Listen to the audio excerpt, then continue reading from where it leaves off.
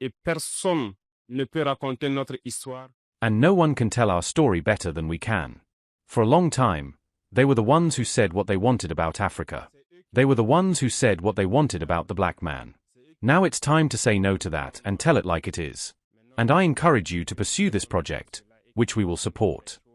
We are fighting for Africa. We are fighting for the black man. We are fighting for the dignity of Africa, fighting for the well-being of our people, just as they fight for the dignity and well-being of their own. We, too, have something in our hearts. We stand wholeheartedly with all peoples who fight for justice, for equality, for well-being. And we are friends to all peoples who respect us and who respect our sovereignty and our dignity. To see Africa awakening is a nightmare for some.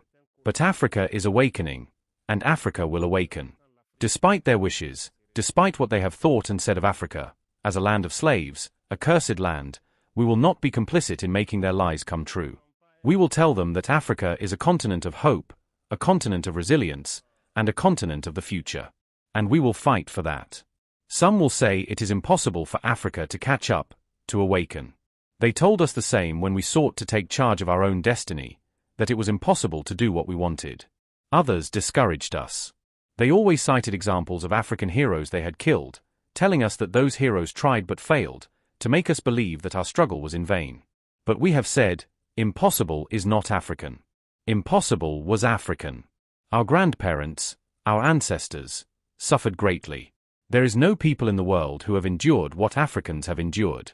No people can claim to have survived after all the ordeals that black people have gone through: colonization, slavery, the Arab-Muslim conquest. Here in Africa, we have known every form of humiliation, every kind of attempt to exterminate us. They sought to erase the black gene because it was the brave youth they always killed and deported. Thus, the African is the most resilient being in the history of humanity. The descendants of the formerly enslaved you see today, they are the renegades who said, we know the truth about Burkina Faso,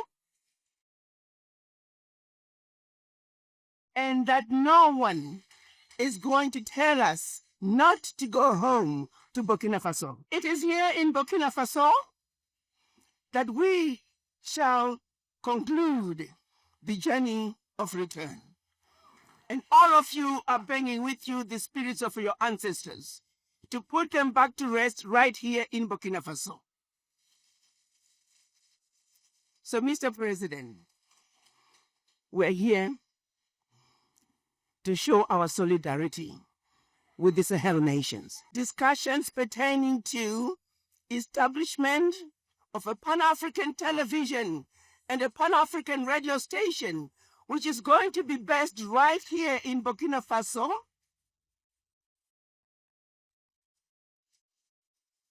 We felt that was a good place to start in order to counteract the negativity coming out of Western media. We need to undo the lies.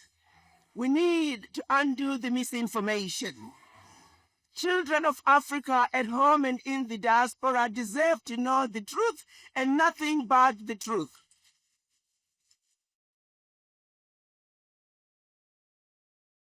There are many other issues that are in the resolution which shall be presented to you through the Foreign Ministry.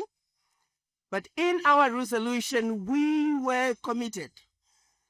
And we are showing our solidarity.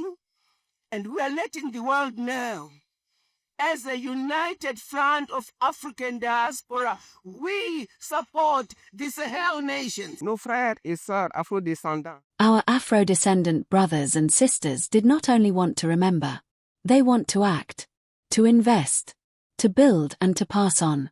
Their initiative touches on essential fields: education, health, innovation, tourism, culture, sustainable agriculture, and community investments. This is a sign of fraternity, a movement of active solidarity that goes beyond words to become action. Comrade President, this is what I find, together, in the vision you embody for our country and our continent. That of a sovereign, united Africa, aware of its strength and proud of its identity. In coming to meet you, our brothers and sisters wish to salute your courageous and inspiring leadership, that of a head of state who embodies the African Renaissance, the reclaiming of our collective dignity, and the rewriting of the African narrative by its own children.